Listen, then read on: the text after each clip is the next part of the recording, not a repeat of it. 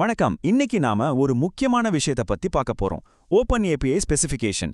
ஏபிஐகளை உருவாக்குறதுல இருக்கிற குழப்பங்களை இது எப்படி நீக்கி எல்லாருக்கும் புரியுற மாதிரி ஒரு பொதுவான வரைபடத்தை உருவாக்குதுன்னு பார்க்கலாம் வாங்க. உங்க ஏபிஐகளை மேனேஜ் பண்றது சில சமயம் இந்த மாதிரி ஒரு சிக்கலான நூல்கண்டு மாதிரி ஆகிறதா? ஒன்னோட ஒன்னு சம்பந்தம் இல்லாத, சரியா டாக்குமெண்ட் பண்ணாத ஏபிஐகளால வர்ற குழப்பம் டெவலப்பர்ஸ்க்கு இது ஒரு பெரிய தலைவலிதான். யோசிச்சு பாருங்களேன்.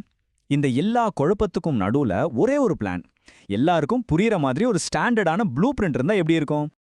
இந்த மாதிரி ஒரு பொதுவான ப்ளூ பிரிண்ட் இல்லாதது தான் சாஃப்ட்வேர் டெவலப்மெண்ட்ல வர்ற பல பிரச்சனைகளுக்கு மூல காரணம். தேவையில்லாத குழப்பம், டைம் வேஸ்ட், இப்படி போயிட்டே இருக்கும். சரி, இந்த பிரச்சனைக்கு ஒரு தீர்வு இருக்கு. அதுதான் ஓபன் ஏபிஐ ஸ்பெசிஃபிகேஷன். சுருக்கமா OASன்னு சொல்லுவாங்க. சிம்பிளா சொல்லணும்னா ஓப்பன் ஏபிஐ ஸ்பெசிஃபிகேஷன்ங்கிறது ஒரு அக்ரிமெண்ட் மாதிரி. அதாவது எந்த ப்ரோக்ராமிங் லாங்குவேஜும் சார்ந்திருக்காது. ஏபிஐகள் எப்படி வேலை செய்யணும்னு மெஷின்களுக்கு கூட புரியுற மாதிரி ரொம்ப தெளிவா சொல்லிடும். இதோட ஹிஸ்டரியை சும்மா லைட்டா பார்த்தோம்னா, இதுக்கு முன்னாடி இதோட பேரு ஸ்வாகர். ஆனா 2015ல இது லினக்ஸ் ஃபவுண்டேஷனுக்கு கொடுத்ததுக்கு அப்புறம் இது ஒரு ஓப்பன் ஸ்டாண்டர்டா மாறி ஓப்பன் ஏபிஐன்னு புது பேர் வந்துச்சு. இப்போ இங்க தான் நிறைய பேர் கன்ஃபியூஸ் ஆகுற ஒரு முக்கியமான விஷயம் இருக்கு. ஓப்பன் ஏபிஐனா என்ன, ஸ்வாகர்னா என்ன? சிம்பிளா சொல்றேன் கேளுங்க. ஓப்பன் ஏபிஐங்கிறது ஒரு பில்டிங்கோட ப்ளூ பிரிண்ட், அதாவது அதோட வரைபடம். ஸ்வாகர்ங்கிறது அந்த ப்ளூ பிரிண்ட்டை வச்சு வேலை செய்யற கருவிகள், UI எடிட்டர் மாதிரி. சரி, இப்போ ஒரு ஓப்பன் ஏபிஐ ஃபைல் உள்ளுக்குள்ள உண்மையிலே எப்படிதான் இருக்கும்னு கொஞ்சம் டீப்பா பாப்போமா? ஓப்பன் ஏபிஐ ஸ்பெக்குங்கிறது அசாசா ஒரு YAML அல்லது JSON ஃபைல் தான். இதுல ஏபிஐயோட வெர்ஷன் என்ன, அதோட தகவல்கள், அது எந்த சர்வர்ல ரன் ஆகுது, அதோட எண்ட் பாயிண்ட்கள் என்னென்ன, இப்படி எல்லாத்தையும் தனித்தனி செக்ஷனா பிரிச்சு வச்சிருப்பாங்க. சொல்லப்போனா இது ஒரு முழு ஏபிஐயோட மேப் மாதிரி. உதாரணத்துக்கு இந்த இன்ஃபோ செக்ஷனை பாருங்களேன். ஏபிஐயோட பேரு, வெர்ஷன், அதை பத்தின சின்ன விளக்கம், இப்படி பேசிக் டீடைல்ஸ் எல்லாம் இங்க தான் இருக்கும். இது மாதிரி ஒவ்வொரு பகுதியும் ஒரு குறிப்பிட்ட வேலையை செய்யுது. எனக்கு தெரியும், இத முதல்ல பார்க்கும்போது அடேங்கப்பா என்ன இது இவ்ளோ காம்ப்ளிகேட்டடா இருக்கு அப்படின்னு உங்களுக்கு தோணலாம். எனக்கும் அப்படிதான் தோணுச்சு.